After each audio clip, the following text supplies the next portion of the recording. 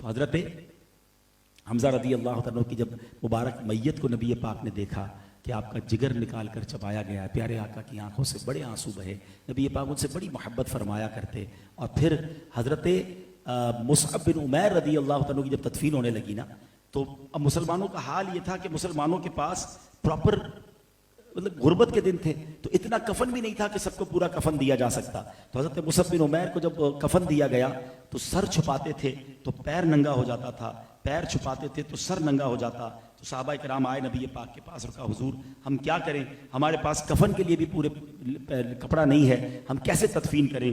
تو نبی پاک کی آنکھوں میں آنسو آ گئے اور نبی پاک نے یہی فرمایا کہ یہ مکے کا شہزادہ تھا جس کا ایک ایک لباس اتنا قیمتی تھا، اور آج حال یہ ہے کہ ہمارے پاس اس کے لیے کفن کے لیے پورا کپڑا نہیں ہے. ایسا کرو سر کو ڈھک دو اور پیر پر گھاس ڈال کر ان کی تدفین کر دی جائے. اور پھر اس انداز میں یہ صحابہ کرام جو ہیں ان کی تدفین ہوئی. اچھا ایک اور آخری واقعہ بتا دوں کہ حضرت حمزہ رضی اللہ عنہ کے ساتھ دو صحابہ کرام جلوہ فرما ہیں، ٹھیک ہے نا، حضرت مصعب بن عمیر اور حضرت عبداللہ بن جحش رضی اللہ عنہ. اچھا ان کی بھی کمال کی ہسٹری ہے. دیکھو کیسے لوگ تھے. ہم دعا کرتے ہیں کہ یار کل اگر جنگ ہے تو میری بچت ہو جائے، میں خیر سے گھر چلا جاؤں، مجھے تکلیف نہ ہو. حضرت مصعب بن عمیر حضرت عبداللہ بن جحش رات کو بیٹھتے ہیں اور کہتے ہیں ایسا کرو آج تم دعا کرو، میں آمین کہوں گا، پھر میں دعا کرتا ہوں تم آمین کہنا. دعا کیا تھی؟ حضرت مصعب بن عمیر نے ہاتھ اٹھائے اور دعا کی کہ یا اللہ کل غزوے کے دوران، جنگ کے دوران دشمنوں کا سپہ سالار، دشمنوں کا بہادر بندہ میرے سامنے آئے، میں اس سے لڑوں، وہ مجھ سے لڑے اور آخرکار میں شہید کر دیا جاؤں. انہوں نے کہا آمین. پھر حضرت عبداللہ بن جحش نے دعا کی کہ یا اللہ میرے سامنے بھی دشمنوں کے بہادر آئیں، کئیوں کو تو میں مار دوں، اور پھر جب میری باری آئے اور میں شہید ہو جاؤں تو اے اللہ پھر میرے ناک، کان اور آنکھوں کو کاٹ لیا جائے، اور جب میں قیامت کے دن تیری بارگاہ میں آؤں تو مجھ سے پوچھے کہ اے عبداللہ تیرے چہرے کو کیا ہوا، تو یا اللہ میں جواب دوں کہ مالک یہ چہرہ تیرے نام پر قربان کرایا. حضرت مصعب بن عمیر نے آمین کہا. آپ کو پتا ہے ان دونوں کی دعائیں قبول ہوئی. حضرت مصعب بن عمیر بھی شہید ہوئے، حضرت عبداللہ بن جحش شہید بھی ہوئے، اور آپ کے چہرے سے آنکھ، کان اور ناک کو نکال لیا گیا.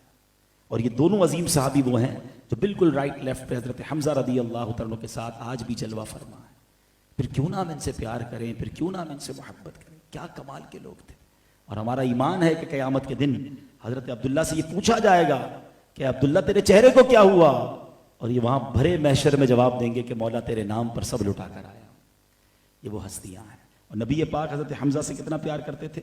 جب آپ کا جنازہ سامنے تھا نا تو آپ نے کس انداز سے اس میت مبارک کو، اس مبارک جسم کو مخاطب کر کے فرمایا تھا یا حمزہ یا عم رسول اللہ واسد اللہ واسد رسولی، یا حمزہ یا فاعل الخیرات، یا حمزہ یا کاشف الکربات، یا حمزہ یا ذابن عن وجہ رسول اللہ صلی اللہ علیہ وسلم.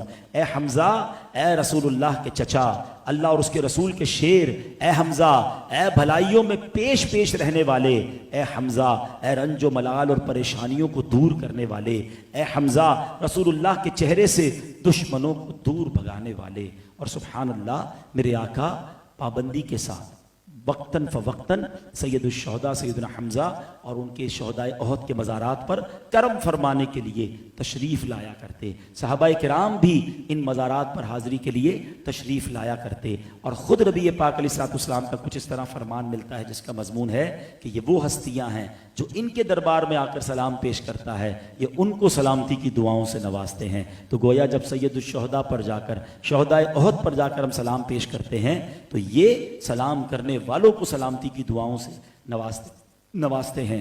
تو بہرحال یہ وہ عظیم ہستیاں ہیں. جب بھی